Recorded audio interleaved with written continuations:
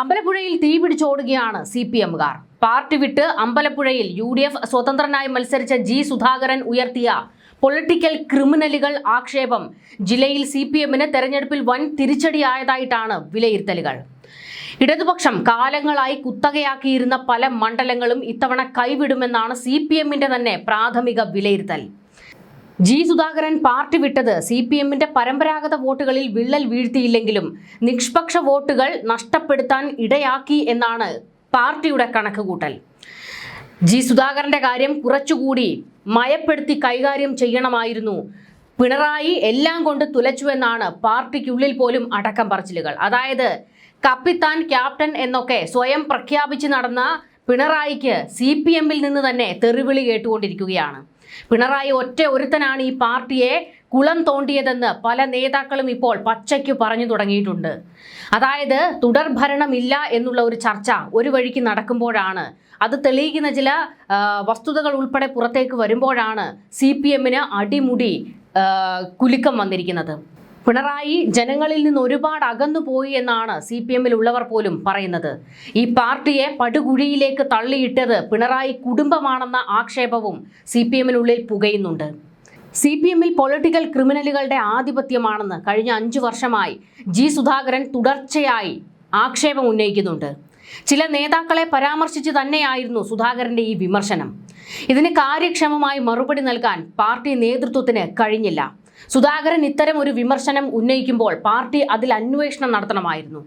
പാർട്ടിക്ക് അവമതിപ്പുണ്ടാക്കുന്ന, പാർട്ടിയെ കുളം തോണ്ടുന്നവർക്കെതിരെ നടപടിയെടുക്കാനുള്ള ഒരു ആർജവം CPM കാണിക്കണമായിരുന്നു എന്നുള്ള വിമർശനം ഇപ്പോൾ ഉയർന്നു വരികയാണ്.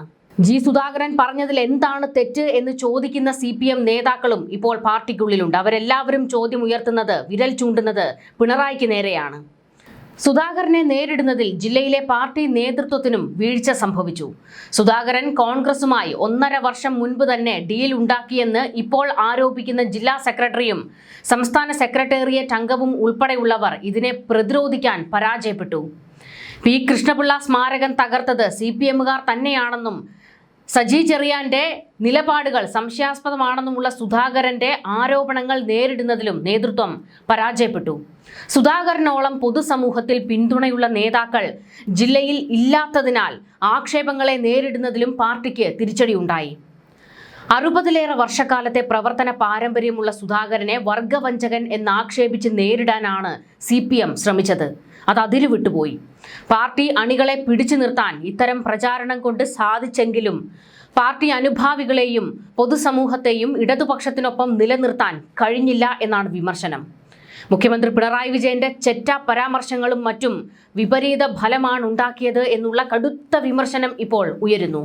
നിരോധിത ഭീകരവാദ സംഘടനയായ PFIയുടെ രാഷ്ട്രീയ മുഖമായ SDPI പിന്തുണ പ്രഖ്യാപിച്ച് ഇടതുപക്ഷത്തിനായി പരസ്യമായി രംഗത്തിറങ്ങിയതും മറ്റു വിഭാഗങ്ങളുടെ വോട്ട് നഷ്ടപ്പെടാനിടയാക്കിയെന്നാണ് കണക്കുകൂട്ടലുകൾ. അമ്പലപ്പുഴയിൽ ബൂത്ത് തല കണക്കുകൾ പുറത്തു വരുമ്പോൾ ഇടതുമുന്നണിക്ക് ആശങ്കയേറുകയാണ്. G സുധാകരന്റെ സ്ഥാനാർത്ഥിത്വം മണ്ഡലത്തിലെ രാഷ്ട്രീയ സമവാക്യങ്ങളെ ആകെ മാറ്റിമറിച്ചു എന്നാണ് പാർട്ടിയുടെ പ്രാഥമിക വിലയിരുത്തൽ. ഇടത് സ്ഥാനാർത്ഥി തോറ്റാലും ജയിച്ചാലും 2000-ഓളം വോട്ടിന്റെ മാർജിനാണ് കണക്കുകൂട്ടുന്നത്. ഹരിപ്പാടും കുട്ടനാടും LDFന് വിജയ സാധ്യതയില്ലെന്നും 3 വിജയം ഉറപ്പെന്നുമാണ് ബൂത്ത് തല കണക്കുകൾ അടിസ്ഥാനമാക്കിയുള്ള CPM നിഗമനം. 4 മത്സരം കടുത്തതാണെന്നും പാർട്ടി വിലയിരുത്തുന്നു.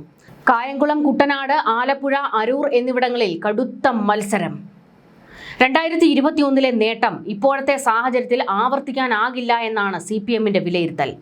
അന്ന് ജില്ലയിലെ 9 മണ്ഡലങ്ങളിൽ ഹരിപ്പാട് മാത്രമായിരുന്നു ഇടതുപക്ഷത്തിന് നഷ്ടപ്പെട്ടത്. എന്നാൽ ഇത്തവണ ആലപ്പുഴയിൽ പല കോട്ടകളും CPMന് കൈവിട്ടു പോകും എന്നാണ് പാർട്ടിയുടെ തന്നെ വിലയിരുത്തൽ പുറത്തേക്ക് വരുന്നത്. താഴെ തട്ടിൽ നിന്നുള്ള കണക്കുകൾ അനുസരിച്ച് ഇഴകീറി പരിശോധിച്ചപ്പോഴാണ് തിരിച്ചടി അതിമാരകമാണെന്ന് പാർട്ടിക്ക് ബോധ്യപ്പെട്ടിരിക്കുന്നത്.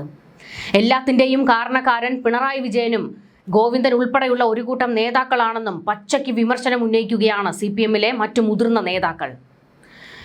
ആലപ്പുഴയിലെ ഗതി ഇതാണെങ്കിൽ അങ്ങ് വടക്കോട്ടും പ്രതിസന്ധി കൂടുതലാണ്. അതായത് അടപടലം പൊളിഞ്ഞു വീഴുന്ന കാഴ്ചയാണ് മെയ് 4-ന് കാണേണ്ടി വരിക എന്ന്. പേരാവൂരിൽ KK ശൈലജ 3000 വോട്ടിനും അഴീക്കോട് KV സുമേഷ് 7000 വോട്ടിനും പിന്നിൽ എന്നാണ് CPMന്റെ കണക്ക്. തളിപ്പറമ്പിൽ നേരിയ ഭൂരിപക്ഷത്തിന് ജയിച്ചേക്കും, അതിലും ഉറപ്പൊന്നുമില്ല. പയ്യന്നൂരിൽ കനത്ത വോട്ട് ചോർച്ചയുണ്ടാകുമെങ്കിലും ജയിച്ചു കയറും കഷ്ടിച്ച്. തലശ്ശേരിയിൽ 20,000 വോട്ടിന് ജയിച്ചു കയറുമെന്നും CPM കണക്കുകൂട്ടുന്നു. പാർട്ടി അടിത്തട്ടിൽ നിന്ന് നൽകിയിട്ടുള്ള കണക്കാണ് ഇത്. ഇത്തവണ CPMന്റെ കണക്കെടുപ്പ് അടിത്തട്ടിൽ നിന്ന് നൽകിയിരിക്കുന്നത് ആശങ്കയോടെയാണ്. 3 വിഭാഗങ്ങളായിട്ടാണ് തിരിച്ചിരിക്കുന്നത്. ഉറച്ച വോട്ടുകൾ, അനുഭാവി വോട്ടുകൾ, സ്ഥാനാർത്ഥി വ്യക്തിഗതമായി നേടുന്ന വോട്ടുകൾ എന്ന നിലയിലാണ് കണക്കെടുത്തിരിക്കുന്നത്. അഴീക്കോട് ഇത്തവണ മത്സരം കടുത്തതെന്നാണ് CPMന്റെ വിലയിരുത്തൽ. ഇവിടെ 3000 വോട്ടിന് ജയിക്കും എന്നാണ് ലീഗ് അവകാശപ്പെടുന്നത്. എന്നാൽ CPM കണക്കിൽ സുമേഷ് 7000 വോട്ടിന് പിന്നിലാണ്. പാർട്ടി വോട്ട് കണക്കിൽ പേരാവൂരിൽ KK ശൈലജ 3000 വോട്ടിന് പിന്നിലാണ്. അതേസമയം ഇരു മണ്ഡലത്തിലും വ്യക്തിഗത മികവിൽ വിജയിക്കാൻ കഴിയുമോ എന്നാണ് CPM ആകാംക്ഷയോടെ ഉറ്റുനോക്കുന്നത്. ശൈലജയുടെ കാര്യത്തിൽ ഒരു തീരുമാനമാകും ഈ തെരഞ്ഞെടുപ്പോടുകൂടി. ജയിക്കേണ്ടത് KK ശൈലജയുടെ രാഷ്ട്രീയ ഭാവിയുടെ പ്രധാന കാര്യമാണ്. പയ്യന്നൂരിൽ വോട്ട് ചോർച്ച ഉണ്ടായിട്ടുണ്ടെന്നും ഭൂരിപക്ഷം 10,000 20,000-ലേക്ക് താഴ്ന്നേക്കുമെന്നാണ് CPMന്റെ വിലയിരുത്തൽ. തളിപ്പറമ്പിൽ 2000-3000 വോട്ടിന് ജയിക്കുമെന്നും CPM കണക്കുകൂട്ടുന്നു. അതേസമയം കോഴിക്കോട് 4 മണ്ഡലങ്ങളിൽ മാത്രമാണ് ഉറപ്പായും ജയിക്കും എന്ന വിലയിരുത്തലിൽ CPM എത്തിയിരിക്കുന്നത്. ബേപ്പൂർ, ബാലുശ്ശേരി, കോഴിക്കോട് നോർത്ത്, എലത്തൂർ എന്നീ 4 മണ്ഡലങ്ങളിൽ ജയിക്കും എന്നാണ് CPMന്റെ വിലയിരുത്തൽ. 5 മണ്ഡലങ്ങളിൽ കടുത്ത പോരാട്ടം എന്നാണ് CPMന്റെ വിലയിരുത്തൽ. വടകര, കൊടുവള്ളി, കോഴിക്കോട് സൗത്ത്, നാദാപുരം എന്നീ 4 മണ്ഡലങ്ങളിൽ തോൽക്കും എന്നാണ് പാർട്ടിക്കുള്ളിലെ വിലയിരുത്തൽ. വടകരയിൽ SDPI സ്ഥാനാർത്ഥി നേടുന്ന വോട്ടുകൾ നിർണായകമാകും. പേരാമ്പ്രയിലും കുറ്റ്യാടിയിലും ഇടത് സ്ഥാനാർത്ഥികൾ കണക്കിൽ പിന്നിലെങ്കിലും വ്യക്തിഗത വോട്ട് കൂടി ലഭിച്ചാൽ ജയിച്ചു കയറും എന്ന് CPM കണക്കുകൂട്ടുന്നു. ഇതെല്ലാം കണക്കുകൂട്ടലാണ്. കഷ്ടിച്ചാണ് ഇവരൊക്കെ ജയിക്കുക എന്ന് പാർട്ടിക്ക് തന്നെ ഏകദേശം ബോധ്യമായിരിക്കുന്നു. തിരുവമ്പാടി, കുന്നമംഗലം, കൊയിലാണ്ടി എന്നിവിടങ്ങളിൽ കനത്ത പോരാട്ടമാണെന്നും CPMന്റെ വിലയിരുത്തൽ. സംസ്ഥാനത്ത് ഭരണവിരുദ്ധ വികാരം ഉണ്ടായിട്ടില്ല എന്നാണ് നേതാക്കളുടെ പ്രാഥമികമായ വിലയിരുത്തൽ. സർക്കാർ നടപ്പിലാക്കിയ വികസന ക്ഷേമ പ്രവർത്തനങ്ങൾ വോട്ടായി മാറിയെന്ന് പാർട്ടി കണക്കുകൂട്ടുന്നുണ്ട്. 75 മുതൽ 83 സീറ്റുകൾ വരെ നേടി LDF ഭരണ തുടർച്ച ഉറപ്പാക്കുമെന്ന് CPM നേതൃത്വത്തിന്റെയും നിലവിലെ പ്രതീക്ഷ. പക്ഷേ വലിയ ചോർച്ച, വലിയ വിള്ളലുണ്ടായിട്ടുണ്ട് എന്നവർക്ക് ബോധ്യമായിട്ടുണ്ട്. അടിത്തട്ടിൽ നിന്ന് ലഭിച്ച കണക്കനുസരിച്ച് ചെറിയ ഭൂരിപക്ഷത്തോടെയാണെങ്കിലും ഭരിക്കാം എന്നതാണ് CPMന്റെ ഇനിയുള്ള മോഹം. അല്ലാതെ വലിയ ആന മലമറിക്കുന്നത് പോലത്തെ വാഗ്ദാനമൊന്നും പറയാനില്ല. ഇത്തവണ കഷ്ടിച്ചെങ്കിലും ജയിക്കും എന്ന നിലയിലേക്ക് CPMകാർ സംസാരിച്ചു തുടങ്ങിയിരിക്കുന്നു. ഭരണവിരുദ്ധ വികാരത്തെ MLAമാരുടെ ജനപ്രീതിയിലൂടെ മറികടക്കാനാകും എന്ന പ്രതീക്ഷ മുന്നണിക്കുണ്ട്. എന്നിട്ടും ഭരണം ഉറപ്പിക്കാനാകാത്ത അവസ്ഥയിലാണ് CPMഉം LDFലെ ഘടകകക്ഷികളും. കാരണം മറ്റൊന്നുമല്ല, കഴിഞ്ഞ കുറെ തെരഞ്ഞെടുപ്പുകളിലായി കീഴ്ഘടകങ്ങളിൽ നിന്ന് വരുന്ന കണക്കുകൾ പാടെ തെറ്റുന്നു. ഏറ്റവും ഒടുവിൽ നടന്ന തദ്ദേശ തെരഞ്ഞെടുപ്പിലും താഴെ തട്ടിൽ നിന്നുള്ള കണക്കുകളും യഥാർത്ഥത്തിൽ ലഭിച്ച വോട്ടും തമ്മിൽ വലിയ അന്തരമുണ്ടായിരുന്നു. അതിനാൽ കണക്കുകളിൽ വിശ്വാസമർപ്പിച്ച് ഭരണ തുടർച്ച ഉറപ്പിക്കുന്നില്ല പാർട്ടിയും മുന്നണിയും.